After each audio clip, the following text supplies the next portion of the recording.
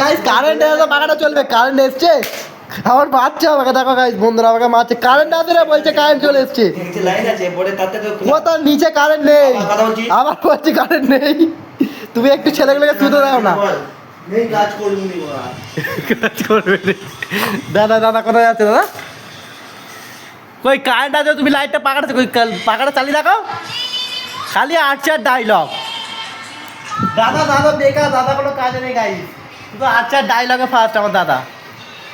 তারটা আমার খোলা, কই কই তার খোলা, তুমি তাহলে পাকাটা কই চালাও না দেখি, চালাও। তারটাকে তো লাগাতে হবে, মারছে গাইস, দেখো দেখো আমাকে মারছে, কিন্তু পাকাটা এই পাকাটা লাইনে আছে, এই পাকাটা চলে নেই। লাইন খুলবি নি, আরে বোকাচ্চোটা কি এবার দুবো দুবো চমকে এলে চল, ইনভার্টারে কি বলেছি লাইন খুলবি নি।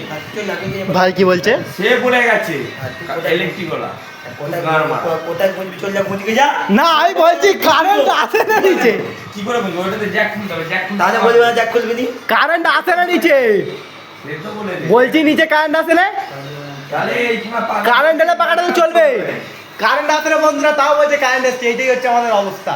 আমার ভাই কি ভাই, ইনভার্টারে যদি লাইন, ভাইয়ের দাবিটা কি, তোমার দাবিটা কি? কাজ করবে না ঘুমাবে? ভাই তোমার দাবি কি? ও ভাই, ভাইয়ের কোনো সাহায্য নেই, ভাই এখন গভীর নির্ণয়ে মগ্ন।